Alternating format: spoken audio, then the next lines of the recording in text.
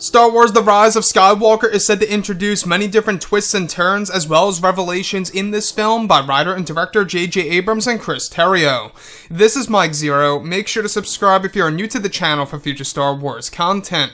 Now, what's really exciting about Episode 9 is that we do know that this film is going to do something very special for the legacy characters, as well as the sequel trilogy characters that's going to be used in multiple different ways by JJ, George Lucas, and more, in order to really satisfy the fans around the world and to deliver an authentic Star Wars movie that is all set and ready to end the Skywalker saga and the sequel trilogy itself. Now, with that being said, these past couple of weeks or so, we've been learning a whole lot more about this film, and when it all comes down to one of the big plans by Disney, Lucasfilm, JJ, and more, involving actor Mark Hamill, this is where things begin to get very fascinating, yet at the same exact time, rather unfortunate for the character of Luke Skywalker.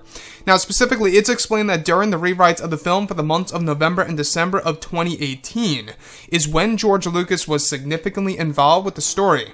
It's explained that one of the scenes that were planned involved the character of Luke Skywalker, portrayed by Mark Hamill in the form of a flashback in front of his Jedi training temple, where it said that Mark Hamill was set to do an important scene for 2019's The Rise of Skywalker that would involve him reuniting with his father, Anakin, before Luke's death in The Last Jedi. Now, it's explained that Mark Hamill had rehearsed for the sequence with both George Lucas and J.J. Abrams, and that this sequence was eventually scrapped due to changes of the second act of the film during the reshoots that took place in early 2019, and the reshoots that are happening right now. However, it's said that was ultimately replaced with them reuniting only as Force Ghosts in the Netherworld, and that this is JJ's plan to bring father and son together again at a certain point in time during the film. Additionally, it's explained that another scene Mark Hamill was supposed to do involved Mark as Luke Skywalker having a scene with Lor San Tekka in the form of a flashback discovering Palpatine's holocron. It's explained that JJ actually planned to de-age the actors for the sequence through the scene was actually eventually cut from Mark Hamill for Episode 9. So, let's go over a couple of parts about this. Now, to me, this was a missed opportunity, and this would have been a great way to reunite father and son while Luke was still alive and not dead as a Force Ghost, where it would be in the form of a flashback showing us a younger form of Luke, more close, I guess you could say, to how he appeared in Return of the Jedi. And that's exactly what they will be doing in this film, as well as additional scenes. They will be de-aging Mark Hamill. But this particular sequence that almost made it to the final cut of the movie that was scrapped involved a living Luke Skywalker reuniting with his father Anakin in front of his Jedi training temple. And that, to me, I think would have been a beautiful, heartwarming moment between father and son by JJ, George, and Chris Terrio, as opposed to them reuniting in the Netherworld of the Force before both Rey and Kylo Ren.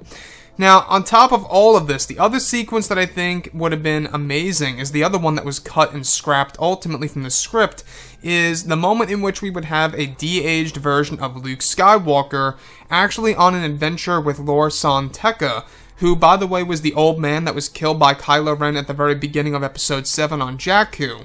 Now, I don't know if you guys are filled in, but both Lor San Tekka and Luke were great friends. In fact, they worked very close with each other in discovering Jedi and Sith lore and protecting the Jedi lore and supporting the Church of the Force. So, I think that this scene that was planned, that was scrapped, would have ultimately gave fans a better idea of what the Church of the Force really was and exactly what Luke's life was like with Lor San Tekka well after the events of Episode 6, right? So, this movie, it's going to set up a lot of things related to Luke's past, Palpatine's past. A lot of that will be explained in numerous ways. But these two particular sequences that were scrapped from the original script of Episode 9, honestly, I think the fact that it could have made it to the final cut would have marked down as one of the most legendary moments in the Skywalker saga, having a living Luke reuniting with his father Anakin. Honestly, I think that they could have done this if they wanted to in The Last Jedi as opposed to Yoda. I think it would have been a better fit, in my personal opinion, having the father reuniting with the son while he's actually struggling, I think would have been more fitting.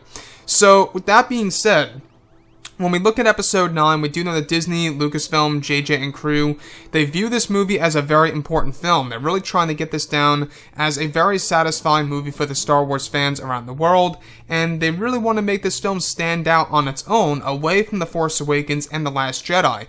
You know, the entire cast over at D23 expressed that this movie is very, very different. It's almost as if it's a movie in and on itself, away from the past two films, and that JJ really just went all out with this movie and went out with a bang. And that could really well tell us that this movie is going to take a lot of chances, there's a lot of risks involved, as well as inserting a lot of nostalgia in order to really bring back those old memories of the originals and the prequels. Anyways, guys, drop a comment below, let me know what you think about all of this in the comments, and if you guys did enjoy the content for today, do make sure to drop a thumbs up on this video to support the channel. I thank you all so very much for the kind support, and I'll catch you guys next time.